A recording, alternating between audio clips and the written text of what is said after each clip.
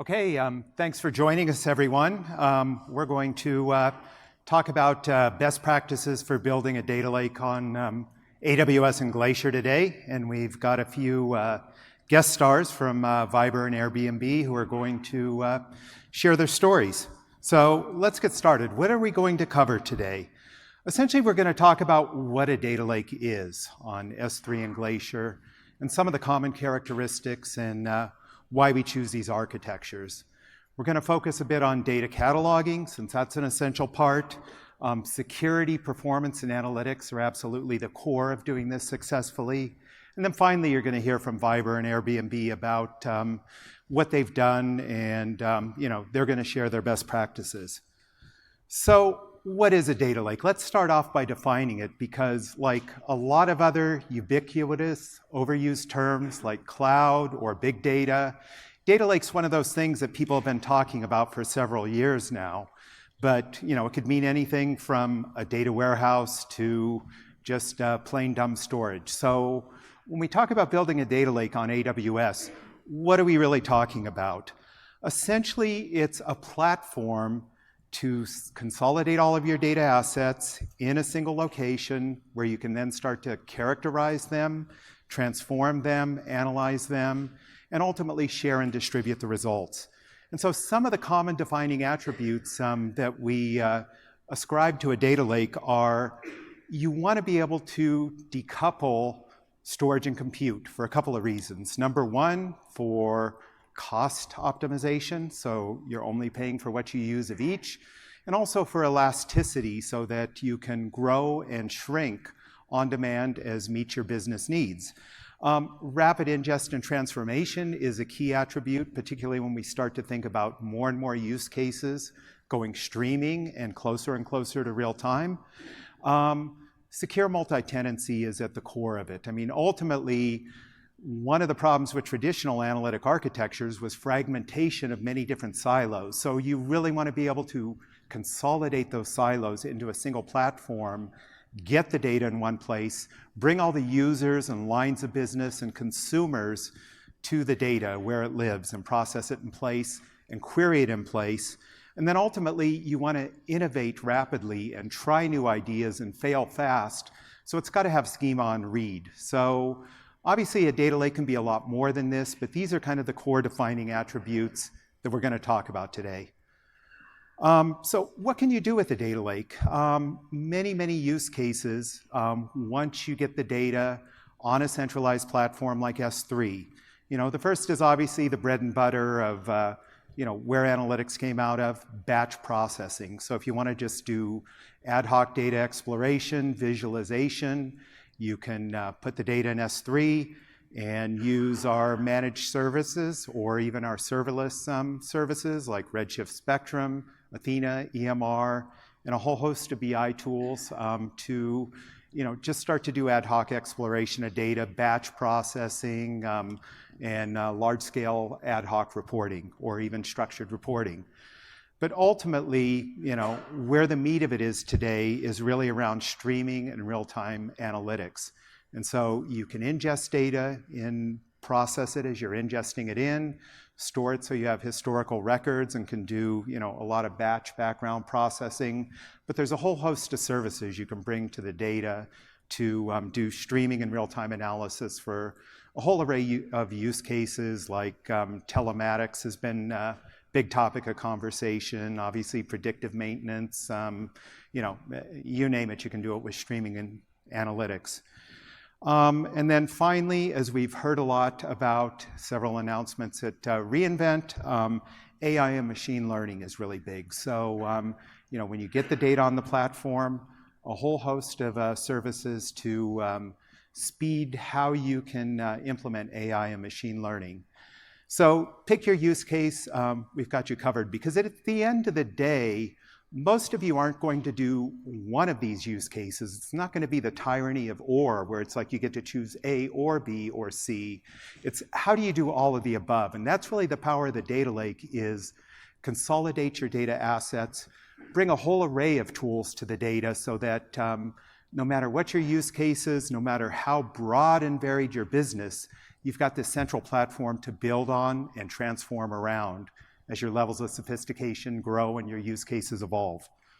So why do we choose S3 for a data lake? Let's start with the core here. First is, if you're going to put all your data assets on a single platform, it's got to have rock solid durability. So that's built into S3 from the get-go, designed for 11 nines of durability, virtually unlimited scalability of both performance and capacity. So it gives you that foundation that you're never going to outgrow, and your data is going to be secure and well protected. Because security, compliance, and audit is another core foundation that needs to be there. I mean, when you look at all of the major banks, insurance companies, people that are healthcare, that are in compliant industries, you can't compromise on any of these attributes. So, it's got all those core capabilities built in. Another is scalability of management, because you may start, and you can build a data lake. People think big when they think data lake, but you can start a data lake with 10 terabytes of data, scale to petabytes. But what you can't do is scale the manpower and effort required to manage all that data. So we've got object level controls to do that for you. And then obviously, we've got a huge number of partner integrations, because we've announced more and more services, as you've heard about here at reInvent. But there's a whole broad ecosystem of people you want to use that are well integrated as well. Data ingest is key, because data is going to be coming from a lot of sources. And then ultimately, you're going to want to get business insights to your data and accelerate those time to insights. So we're constantly innovating with things like S3 Select and Glacier Select that you heard about. So another key factor is obviously optimizing cost. And when you build a data lake on S3 and Glacier, you don't have to have all your data in S3 and Glacier. You can really do intelligent tiering so that you're fitting your workload and data to where it should best reside for optimal performance, optimal cost, long-term retention. And so you can really integrate this whole range of native Hadoop on local storage, S3 standard, S3 infrequent access for colder data, and ultimately Glacier for archive data, and tie it all together with storage analytics to help you understand how to do this, and ultimately write policies to do it automatically to, once again, scale management. Another key factor, obviously, is very rich data sources are going to come into the data lake. So how do you integrate them all natively and easily? And we've got a whole host of ingestion methods here, whether it's integrating legacy file apps like mainframe computers. We've got file gateways to help you do that. If you want to lift and shift from an existing data lake, we have things like Snowball and Snowmobile to do bulk lifting. Firehose is the foundation for streaming data. And obviously a whole host of native and ISV connectors so that your applications and consumers and brokers of data can write directly to S3. And then if you're integrating long-haul data, we've got things like transfer acceleration, or if you're building hybrid environments, direct connect. So once again, it's not one method, it's many methods that you're going to use and integrate. Once you get the data in, obviously, cataloging it is key, because you've got to know what you have. And there's a couple different ways to catalog. If you're going to use your data lake for more than analytics, you're probably going to want to build a master catalog. And we've seen a number of customers do this using Lambda and triggers on S3 operations to populate a DynamoDB Metastore index. And if you look at EMRFS or where Apache Hadoop's going, this is how they build a master catalog and address some of the eventual consistency design of S3. But you can also populate an elastic catalog so that you can start to do very intelligent searches for data and data attributes. But ultimately, you're going to want to have an analytics-specific catalog that all of your common apps like Athena, Redshift Spectrum, EMR, Apache Hadoop can all integrate into. And once again, it's about automating this process. And so we have Glue, which essentially is a integrated service that runs in S3, serverless, that as you ingest data, it will both catalog it and then ultimately down the road transform it and ETL the data. And so that gives you a centralized Glue data catalog that's integrated with all common analytics apps that can use a Hive Metastore. And so, it essentially is Hive Metastore compatible, and if you've got an existing Hive catalog, you can migrate it into Glue. We've got tools to help you do that, but we've added some extensions to make it easier to do data discovery, data lineage, and classification. And the really cool and interesting thing about Glue is we've got crawlers. So when you ingest new data in, you can either schedule or use things like lambda triggers to fire off these crawlers, and they'll go and automatically discover data, and not just the raw data assets, but even schema the data and populate this catalog automatically. So it's all about reducing the heavy lifting of doing all these manual processes, automating it, and then scaling it. So with that, I'm going to turn over to my colleague, Petey, and he's going to go deeper into some of the other attributes. So now that we've decided that Amazon S3 and Glacier is foundational for your data lake, it is imperative that you focus on data security, optimizing performance, and optimizing analytics. So let's start with security. There are many ways that you can secure your data in your data lake, right from identity and access management, to encryption, to adhering to any compliance or regulatory compliance. So for example, Amazon Macy, you automatically classifies and identifies within an object if you have business-sensitive data, such as personal identification numbers, and then gives you the visibility so that you can make changes to it. The combination of bucket policies, object ACLs, and bucket ACLs gives you a very fine-grained control on your buckets, as well as the objects within them.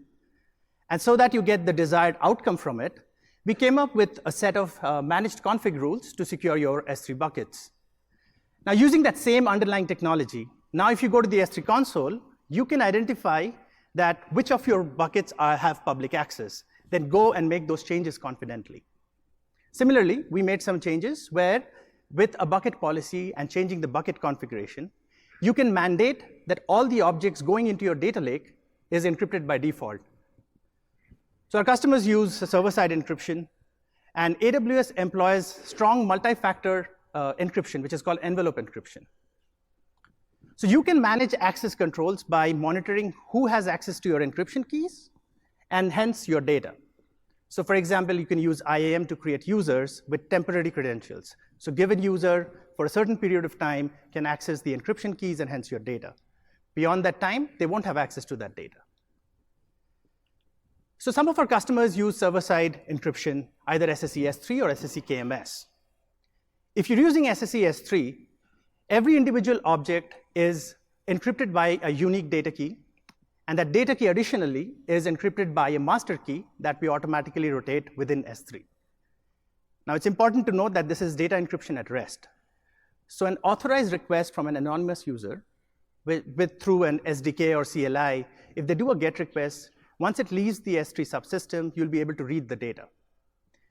If you want additional safeguards and controls, a lot of our customers use AWS KMS, or Key Management Service. In that case, the master keys are kept and they don't leave the KMS service. The data keys are generated and sent to S3 over a secure connection, and they individually encrypt the objects there. The master key has to have extra key usage policies. So you need IAM policies and key usage policies to be validated before you have access to the encryption keys, and hence your data. So security entitlements are an integral part of your data lake. So here are the things that we recommend. By default, an S3 usage or resource is private. So the bucket owner or the resource owner owns the access to it. But here's what you should keep in mind. Always follow the IAM best practices, such as creating users and creating permission groups and assigning permissions, and not using the root credentials. If you're using AWS SDK or CLI, by default, those HTTPS requests are sent over a secure connection. But then if you're using something custom, we recommend that you sign it with SigV4 and then send it through an SSL connection. Secondly, use server-side encryption. We are doing the undifferentiated heavy lifting for you. So you can use SSE KMS or SSE C or SSE S3. And then you can mandate that every object that goes into that bucket is encrypted by default. And finally, if you want to protect your data from accidental overwrites or application failures, use versioning. If you use versioning, we keep on updating a new version as you write the object with the same key name. If by accident it gets deleted, we just add a delete marker to it. And you can't get the object, but it does not get deleted and can be restored from previous versions. So let's shift gears and talk about how can you optimize performance. S3 by default scales to thousands of requests per second for steady state traffic per prefix. If there is a peak or if there is a burst, then S3 will adjust quickly. Now this is good for 1,000 requests per second or 2,000 requests per second. But then if you're looking at hundreds of thousands of requests per second, we recommend that you add an alphanumeric 3-4 character hash before the date. And then if you want it to be a little more list friendly, there's an example right here where you have a prefix right before the hash.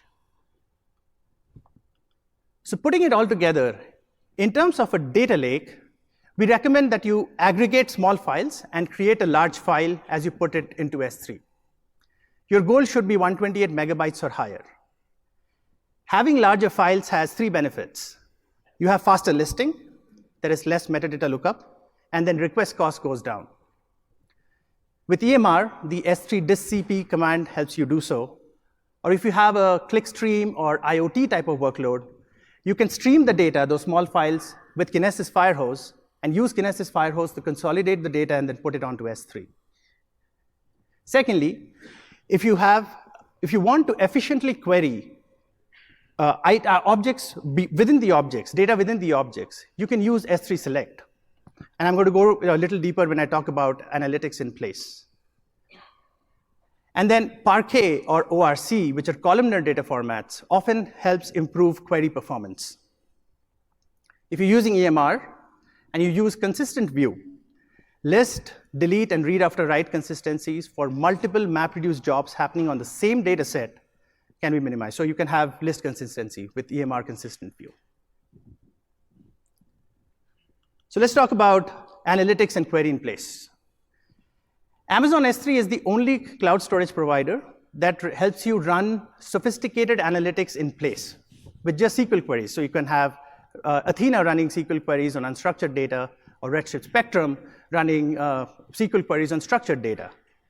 In this slide, you see an end-to-end architecture of persistently storing data on Amazon S3 and then analyzing with different analytics engine and then visualizing it with QuickSight. Natively, within S3, you have S3 Select. It's a powerful API that goes within the object and retrieves data with just SQL select from where clauses.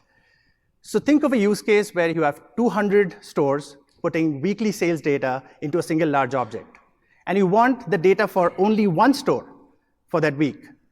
Your application now can call S3 Select API. It'll go within the object and just get that data, thereby reducing cost and optimizing performance to a great deal. If your workloads demand highly distributed processing frameworks, EMR is the way to go. With Amazon EMR, storage and compute is decoupled, so you're optimizing cost, improving performance, there is elasticity. You can run multiple EMR clusters, right-size them, shut them down without impacting anything on S3. If you're using EMR, it is a good idea to compress those data sets using compression algorithms, such as gzip, bzip, LZO, snappy. It depends on your use case, whether you want faster compression or you want more compression, and these are the pros and cons of these algorithms. Parquet format or ORC format, it does not matter which analytics engine you're using or tool you're using. A columnar format will always benefit querying your data. And ultimately, aggregating small files with S3 discp glue bycross and achieving the optimal file size will always help you with reducing request costs and faster query performance. If you have cases where you are using structured data with large tables, complex queries with large joins, or you already have a use case where you're using Redshift, you can now, without doing ETL, use Redshift Spectrum and do those complex queries. So restoring data from data warehouses, and if you're thinking hundreds of terabytes of data, that takes time, that induces latency. So now what you can do is push those large tables onto S3, use Redshift Spectrum, and then spin up read-only clusters when you have a spike, and then do those analytics. Redshift Spectrum also charges by the data that you scan, and it pulls the columns on the S3 tables. So if you have columnar formats, it'll eliminate all the unneeded columns that are not required. And if you know which columns you're frequently using, you can partition them, and then that'll improve your query as well. And there are certain SQL operations such as sum, the aggregate functions, sum, average, min, max, or the group by clauses, that those predicates you can push down to the spectrum layer, and that'll improve your query performance much higher. Finally, if you want to run ad hoc queries on unstructured data, you want to use something which is serverless, that is fully managed, so you're not managing any infrastructure. You want to do schema on read, then Athena is a very good tool to do so. Simply define the schema on the console, point it to the S3 data, and then start querying. We recommend that you use Parquet because it automatically compresses the data and then splits it. Splitting that data will introduce parallelism, and then multiple Athena clients can access that data. And ultimately, to reduce any overhead of doing that query, optimizing the file size, so putting on larger file sizes of 120 megabytes or higher, will always be better in terms of reducing costs and optimizing performance. So we took a customer data set, and we did an example where we put it in a CSV or text format and compared it to a Parquet format. Whether it's the size of storage on S3, the query runtime, or the data scanned, or the cost, there were multiple benefits that we saw when we ran it in Parquet format. So it's highly recommended that with any query in place that you do, Parquet is going to be much better. Now that we have set the context, I would like to invite our first special guest, Amir Shalom, to talk about Vibra. He's the chief architect at Vibra.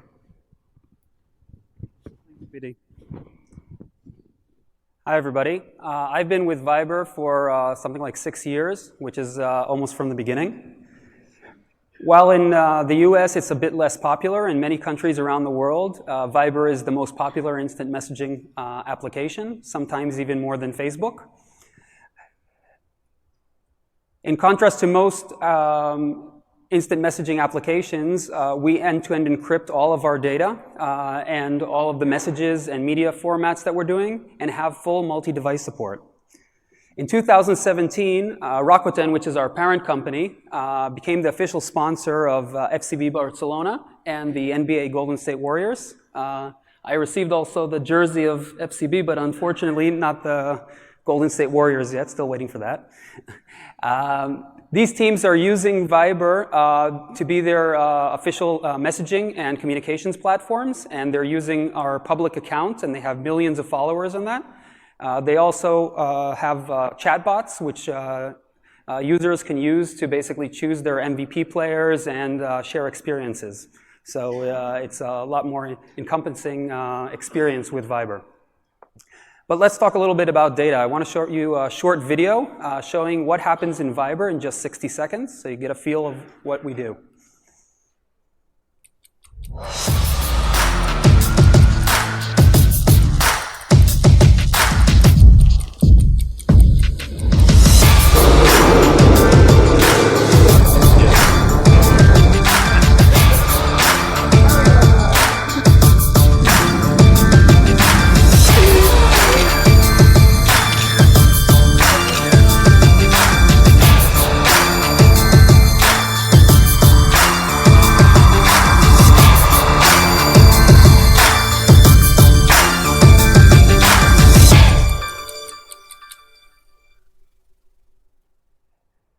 So Vibra is what's called a planetary scale application. We're in almost every country around the world with close to 1 billion users. We have 10 to 15 billion events daily, with peaking at over 300,000 events per second. We store 5 petabytes of data on S3 and Glacier, and our production NoSQL database called Couchbase is doing over 2 million transactions per second on 20 terabytes of data and 35 billion keys. So we're working with quite a lot of data. Now, in order to handle that amount of data, the architecture that we use is this. We basically have, from our production database systems, we send events to our real-time data pipeline, which is Kinesis. This is fanned out into two consumers, one which backs up the raw data, which is Kinesis Firehose, using lambda transformations. And we have our real-time data processor, which is Apache Storm, which handles the real-time event handling. This both cleans the events, verifies them, and sends them into real-time processing that's required, such as spam handling and updating our profile database, which is, again, Couchbase. Then it writes down, it fans down the different events. We have over 300 event types, and it fans them out into different directories on our S3 data lake. We have many different ETL jobs, which do all kinds of analytics and aggregations. We have different Spark jobs, Presto, Pig, even Lambda functions. And all the data is basically returned back to our data lake after processing. Some of the data is also loaded into data warehouses, such as Redshift, or standard databases like Aurora or MySQL. Then we have our query engines, which we use Athena, Presto, and others to query those data, and finally going into our reporting tools, which we use Tableau for most of our business users, and we also have some self-service reporting done with Redash and Zeppelin and others. I'd like to take you through a few of our challenges that we had with our data lake. The first is a few S3 performance issues, then data access rights, encrypted data storage, and how do you store data from third parties. So regarding S3 performance, we have, as I mentioned before, over 300 different event types. These are all ingested into our Kinesis stream to Apache Storm. And the problem is that some of these events are very high throughput. They can reach over 50,000 events per second, while others are very slow. They can come on in, let's say, once every few minutes. And what happens is that because it's written into a Hive directory format by the day, the month, day, and hour, basically what happens is the slower events become very, very small files. And then when we have, let's say, a big Presto cluster, which is running on a very large range of dates, let's say a few months, on one of these events, it could run through the files very, very fast. And we were reaching peaks of over 15,000 TPS on a single S3 bucket, which caused throttling. Now the problem is it's not only throttling this request, it's throttling everything on our data lake. So that means that all of our ETL jobs, our Storm processor, all of these are basically getting operational pains. So we had to find some kind of solution for that. So what we did is we had two parts. One is to concatenate the smaller files into larger ones, optimally over 100 megabytes. We do this using the tool that they mentioned before, which is S3DistCP. And the second part is to use a columnar data format, which in our case we use Parquet, but as they said, it doesn't really matter, ORC is good as well. And we use an EMR Spark cluster in order to do that. We also want to further optimize this by basically doing those two in a single stage in order to remove the latency involved. And we're thinking of doing that either with a Spark job or maybe using the managed ETL called Glue in Amazon. Another two optimizations we're looking into is to use reverse Hive partitioning, which basically means to reverse the year, month, day, hour upside down. So we have better partitioning over different S3 physical partitions. And finally, use even larger files than 100 megabytes for the larger throughput events, which could further improve performance. The next use case is data access rights. These days, you've probably heard a lot of the GDPR and all of these data privacy concerns, which are, of course, very valid. And we always strive to keep users' privacy. And we want to, our events sometimes contain sensitive data, such as phone numbers. They're only containing metadata, just to be clear, no messages or things like that inside the events. And even if there were, they're end-to-end encrypted, so we couldn't read them anyway. So we want to be able to work with these events, but limit our employees and access to the personal data. So we have two ways of doing that. The first is to have a redacted version of the data, which is basically means that we're going to make certain fields disappear. All of our event data is stored in Aurora, so it contains for each different events all of the fields. And for each field, we can specify if it should be redacted or not. So let's say the phone number I mentioned before, we would mark it as to be redacted. Then we have an automated process which would take the event data and create two different Hive metastores, one with the full access data and one with those fields redacted, which basically makes them disappear. Then for, let's say we have a reporting tool, the user would try to log in using an LDAP Active Directory, and then we would map for that user if he has the full access or the redacted access to the data. The second option that we have is to anonymize the data. What we do is that we have in our Storm real-time processor getting the events before they're actually written to S3. We basically check if that field should be anonymized. Anonymizing data allows us to leave the full event intact, but still allow the event to be unique according to user and things like that. And then it's written to S3 anonymized. Unfortunately, we can't do that for all of our fields because we have all kinds of legal requirements to keep some of that data, and also it limits some of our data science capabilities. So we basically have some kind of hybrid solution. So for some events and some fields, we use the redacted version, and for others, we use the anonymization capabilities. The third use case I'd like to talk about is encrypting data storage. The one I want to talk about is that we back up our production database servers, the Couchbase servers that I was talking about before. We back them up daily to S3.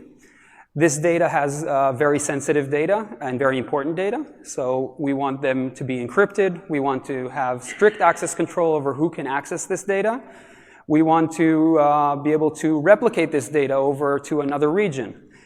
And we want to have rather complex data retention. This is very large data, so in order to save costs, what we want to do is have, for the first number of days of the backup, we want to store them on S3, and weekly backups up to, let's say, a month, we want to move them into infrequent access for saving costs. So the way that we do that, there we go, is we have our database servers. They're backing up to the local region S3 bucket, and we use Serverside Encryption KMS for that to encrypt the data. This also gives us better access control because even though, let's say, some users may have access to that bucket or certain processes could have like S3 asterisks or whatever to all the buckets, if they don't have specific access to the KMS key, they won't be able to access that data. So that's very important to us. Regarding the lifecycle policies, what we do is that we use a rather new feature called object-level tagging, which allows us to tag each specific file with a specific tag, and then we tag the ones that we want to stay in S3 with, let's say, an S3 tag, and the ones that we want to move to SIA, we tag them with an SIA tag. And then we can set the lifecycle policy to set them to the correct lifecycle policy according to the tag. And finally, we use a very new feature that was just released a few weeks ago, which is the cross-region replication KMS to replicate the files from the local S3 bucket to another region while it's encrypted both in transit and in rest in the final destination. So that's been very useful, that new feature. Thanks, guys. Final use case I'd like to talk about is storage of data that we receive from third parties into our data lake. We don't want to give them direct access to our data lake. We want to also validate the data and allow optional data transformation on it. So what we do is we have some kind of DMZ S3 bucket. So it's a separate S3 bucket from our data lake that we provide access keys to our third parties, and they can write data using that to that bucket. Then we have a lambda function, which is triggered for each file that's written there. Then that lambda function could do those data validations, transformations, and copy the files to our S3 data lake securely and safely, and also optionally encrypt them if it's necessary. So just to summarize, Vibra stores all of its data and events in a centralized data lake. This provides us access by a large number of query tools and ETL jobs very easily. To get better performance, always use large files and column or data formats. For users' privacy, use either redacted or anonymization in order to make PII data more safe from your employees. And finally, for security, use KMS for encryption, and for data from third parties, you can use an S3 DMZ with lambda functions to copy them to your data lake. So thank you very much.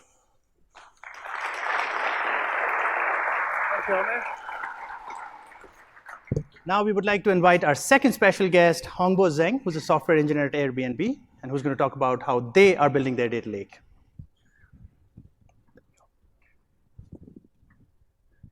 Thanks, PD. Hello, everyone. I'm Hongbo. I'm an engineer from the data infrastructure team at Airbnb. Today, I'm going to talk about the tiered storage system in our data warehouse. I'm going to cover the storage challenges we are facing in our data warehouse, the tiered storage system that we built to solve the issues, and some optimizations that we did to improve the S3 access performance. At Airbnb, the amount of data grows tremendously. We are seeing over three times year-over-year growth rate, and we have tens of petabytes of data in our data warehouse. We used to put all our data in HDFS, but it didn't take too long for us to generate too many file blocks for Lamnode to handle. Also, the bill is not small to pay for the powerful EC2 instances that we used to build the HDFS. We wanted to move massive amount of data to S3, but there are a couple of things we want to address.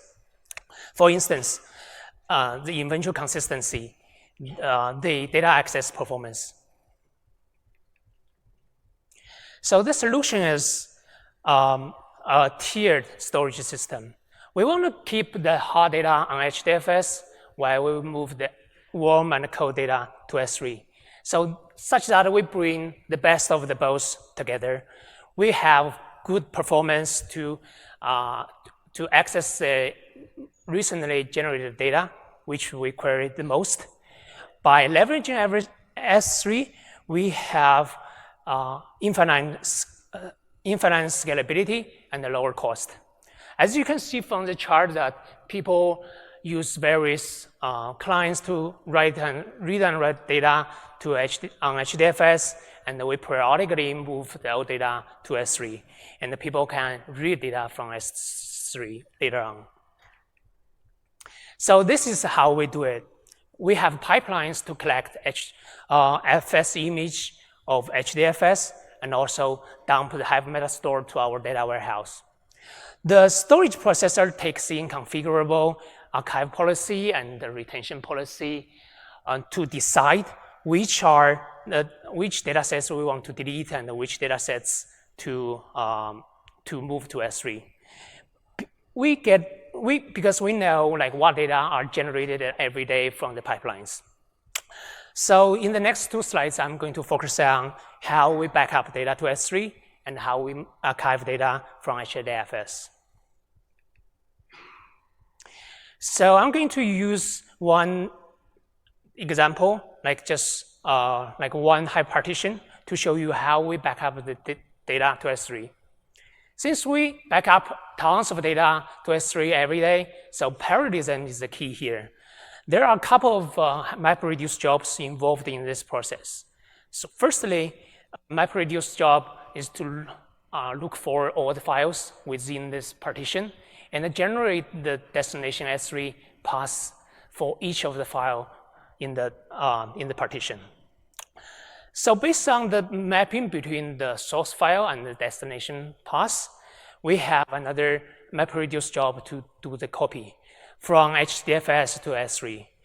To ensure the integrity of the data, we generate and compare the CRC of the files.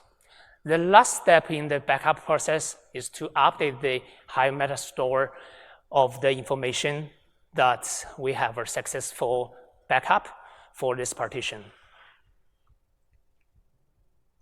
So in the archive step, so we need to verify if the backup is successful, valid, and up to date.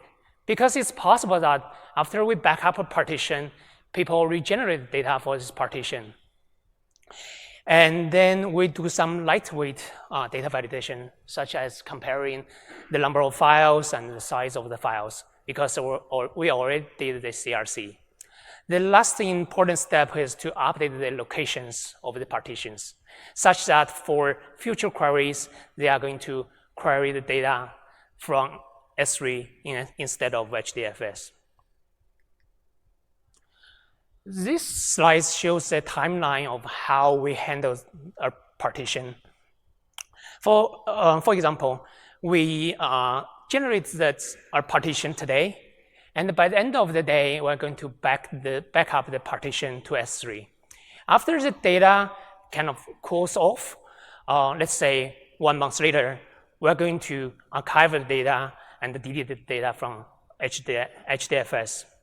By that time, we will get a consistent view for the data on S3. So are all the challenges solved by this tiered storage system? Well, partly, because we still want to improve the performance of S3.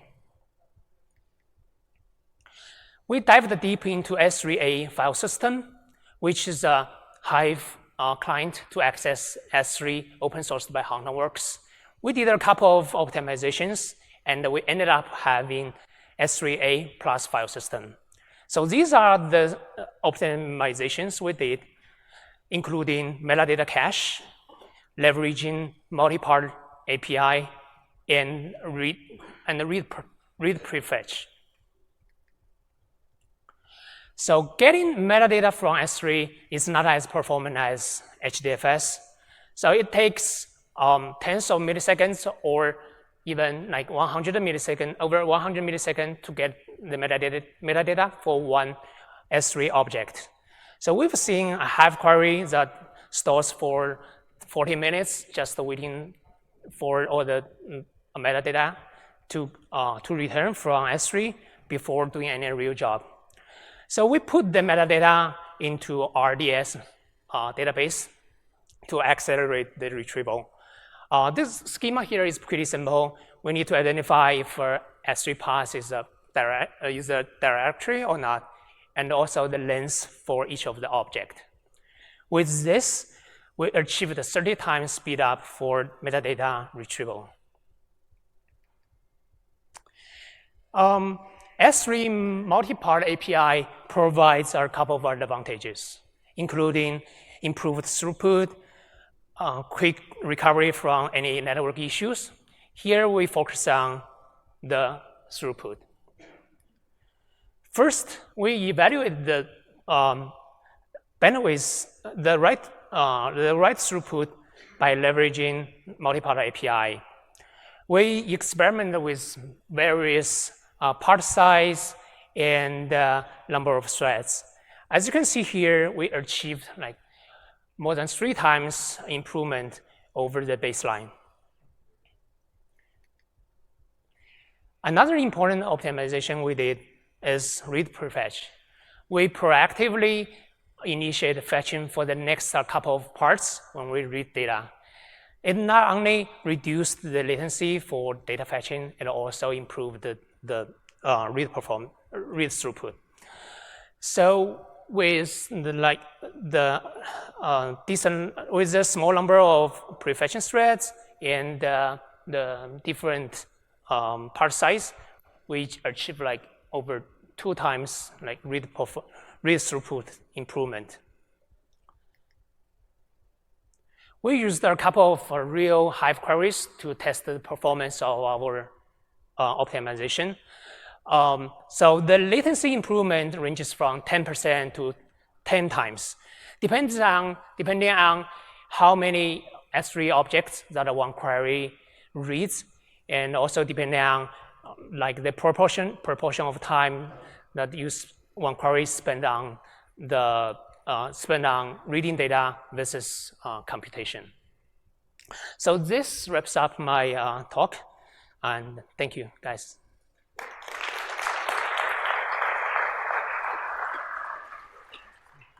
Okay, great. You've heard a couple of great examples of how to build a data lake on AWS, S3, and Glacier, and some best practices for that. So to wrap it all up and get to Q&A so you can ask good probing questions of our special guest, what did we learn? Always store a copy of your raw input data, because you never know what you're going to want to do with it down the road. Use Lambda and S3 events to start to trigger and automate the full spectrum of workload.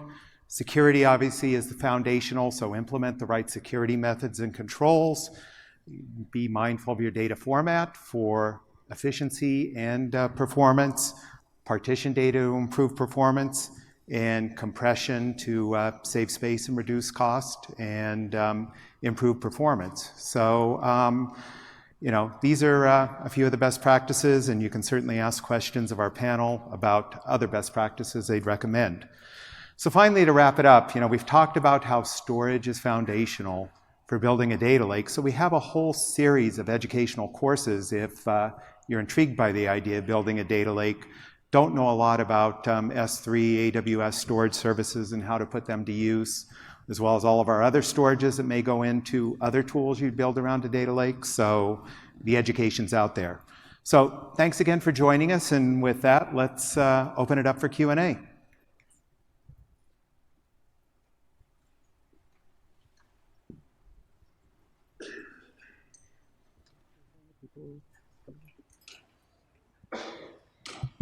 Do we use the microphone here? Yeah. Hello. Mike? Hello. Yeah, question on the Storm usage. Did you guys consider using Lambda instead of Storm? And if you did not choose to use Lambda, then why? Yeah, we did think of using Lambda instead of Storm, but there's a few issues that we were afraid of using Lambda, because Lambda is, I think it's mapped to a single shard in a Kinesis stream, the amount of concurrent Lambdas that you can run. And because we're running such a high throughput number of events, we were afraid that it wouldn't keep up with the speed. And also we wanted to do quite a lot of things, like work with our NoSQL database, and it does quite a lot of processing. So we worried it wouldn't be robust enough and wouldn't give us enough flexibility. But if for simple things, it might be good. It probably would be good enough. Thanks. No problem. Hi, one question. You talked about converting your data sets into a columnar format. Yeah. Do you do any other quality checks or standardizations on the data? Yeah, we do the data cleansing. We do actually in Storm right now. So we hold in Aurora. We hold for each event. We hold for each field exactly what it should hold. Let's say this should be a string, or this should be certain data validations. And if it's not valid, we basically throw it into an invalid bucket. And then we have all kinds of statistics about what's valid, what's not valid. So when it's written to S3, it's already valid, and then like 99.90% of the data works, the change of the format works fine because it's already cleaned. Do you do any remediation on the invalid data, or do you just kind of throw it out? We store it for some time, for a limited period of time, and we have events if it goes over a certain percentage of the amount of that's per event, and then we manually look at it because it shouldn't happen too much. So we have a certain threshold that we allow a certain amount of invalid events, but if it goes over that, we manually check it. Great, thank you. No problem. This is a question to Airbnb. Thanks for sharing your best practices. Regarding, the metadata caching where you're storing it on MySQL, are you running into any scalability issues as the number of objects, that you eventually store in S3 increase? Yeah, that's a good question. So for so right now, so we put the data into our DS instance, so we haven't run into any scalability issue. But there's a kind of issue that because basically all the mappers or reducers going to contact MySQL for the metadata, so like the number of connections is bottleneck. But we have a mature solution inside Airbnb that we set up the DB proxy to address this issue. But later on, we may consider like using that, more scalable DBs such as like DynamoDB to save this data.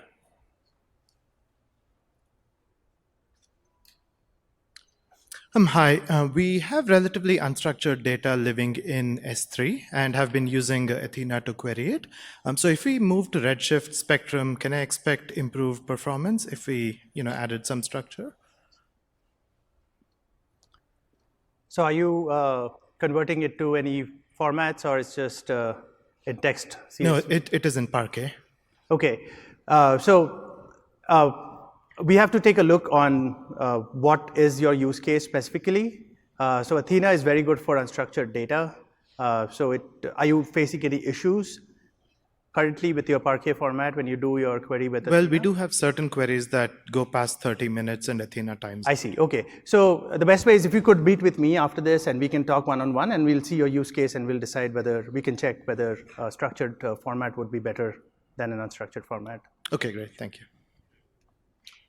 I have a micro question about the use of S3 notifications. We've always been cautious about this due to the fact that if you're running up to tens of millions, hundreds of millions of events, even with however many nines, there might be some missed messages. Has there been discussion or concern, whoever's using that architecture?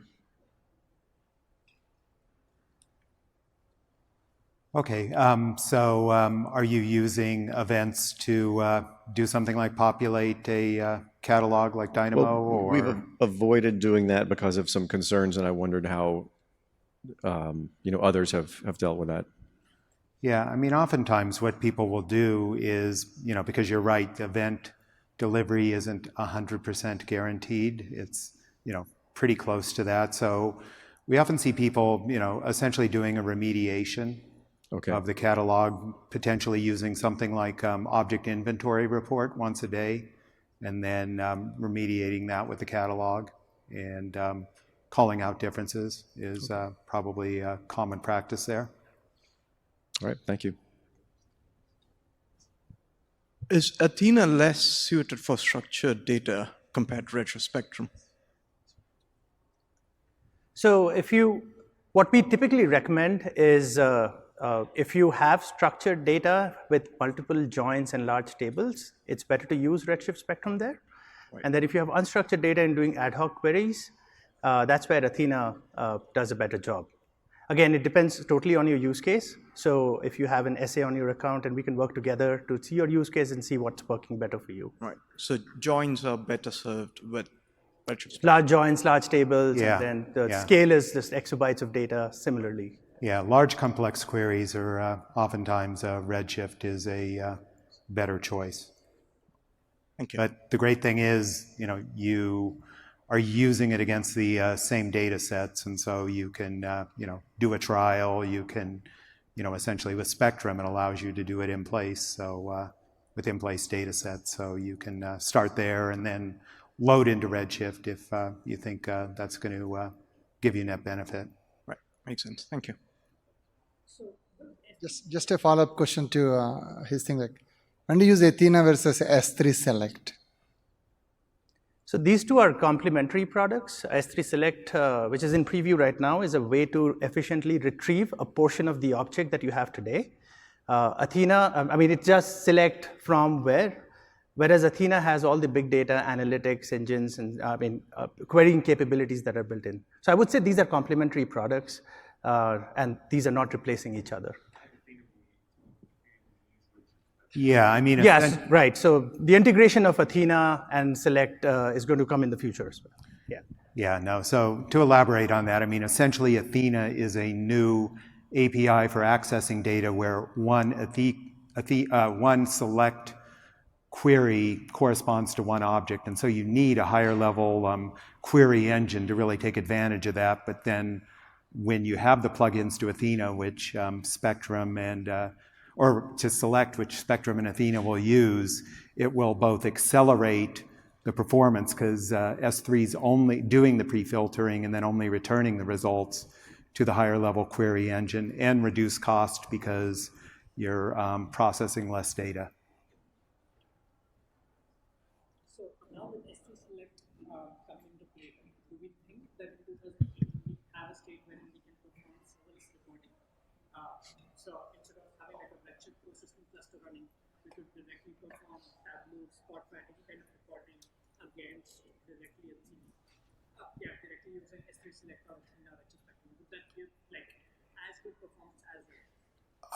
So the question was about how S3 Select in 2018 would play into reporting. So once again, Athena is not a standalone tool. It's essentially an API that is doing essentially predicate push down to filter the data and only return the filtered results to things like Redshift Spectrum, Athena. So we have seen, particularly with more unstructured data types, 400% improvement in performance in kind of the early preview benchmarking that we've done. So it will definitely improve query performance, but remains to be seen, how this will play into Athena versus Redshift Spectrum. So, And John, you meant Select is not a standalone tool, right? Select, Yes. sorry. Yeah. So if you have files like in S3, you want to get them into Redshift, when would you copy them into Redshift versus using Spectrum instead of copying them directly into Redshift? So one of the use cases you can think of is, say, you have hundreds of terabytes of data and you want to do the restore. That restore is introducing latencies. Right. So what you do is put those large tables in S3. And then you can spin up read-only clusters in Redshift. So if you have a peak, at that time, you just pull data from the S3 to Redshift, and then run your applications. So that's one way, one of the use cases there. If you want to learn about more use cases, we can talk one-on-one right after this. Yeah. Hi, my question is for Vibra.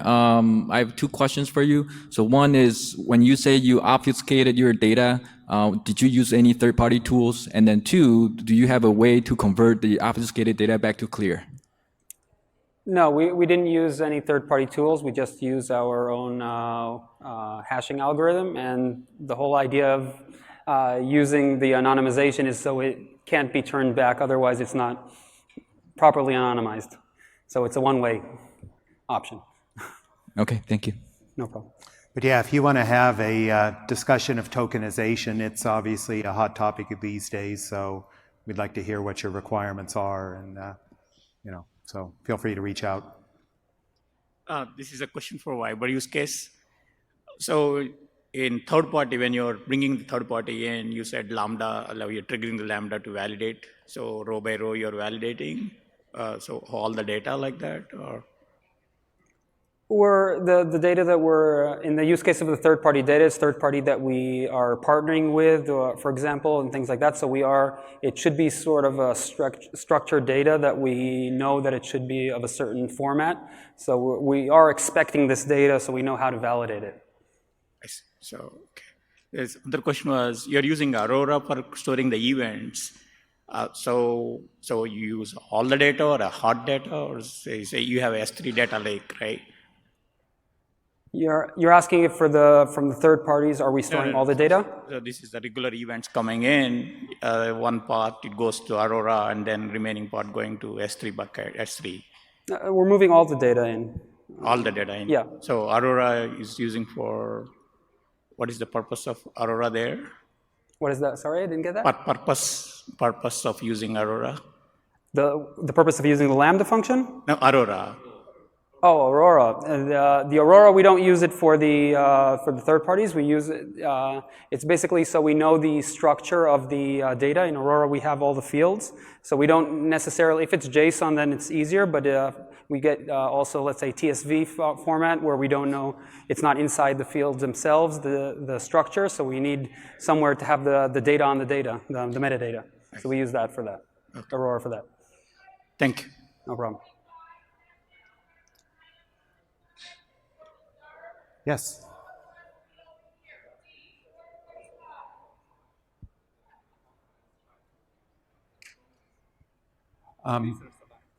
Pardon? Yeah, Glacier Select. So essentially Glacier Select, uses the same SQL semantics as S3 Select, but the big difference is with Glacier, obviously, this is cold archive data that traditionally you would have had to restore a data set, and then load it into S3 and then be able to query it. What Glacier Select allows you to do is to essentially write SQL statements to data that's in Glacier using the Glacier Select API, and then only the data that meets those statements, the objects that meet those statements will be able to be restored. And you'll do a Glacier restore, still selecting which Glacier retrieval tier you want to use, depending on how quickly you need the data. But then what gets restored will just be the portions of the objects that meet those Glacier Select query statements. And then that will be loaded into your Glacier restore location, and you can do whatever else you want to do with that data. So it'll essentially filter the data in Glacier, and then when you restore it, it's only restoring the filtered results, but it's still asynchronous in the same manner that Glacier works.